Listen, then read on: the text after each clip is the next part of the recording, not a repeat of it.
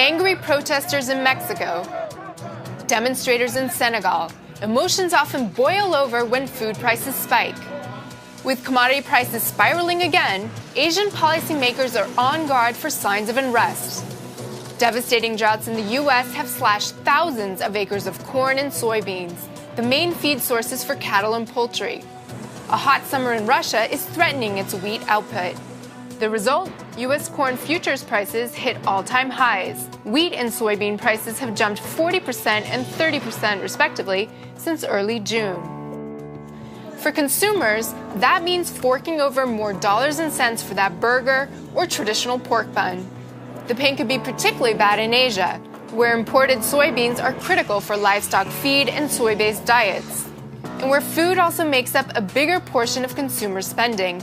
Rabobank's senior agriculture commodities analyst. The impact will be very important along the industry, which is a high consumption of meat, for instance, in China.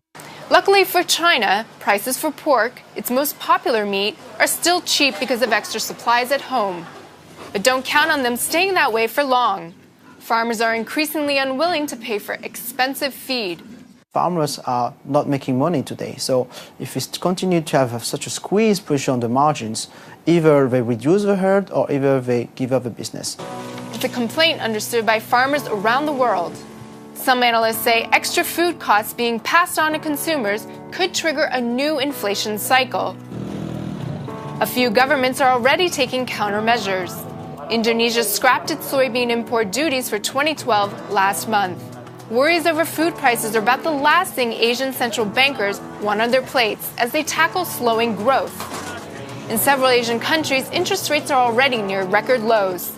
But don't panic just yet. Important staples for Asia, like rice, are still relatively cheap. Dairy prices are steady.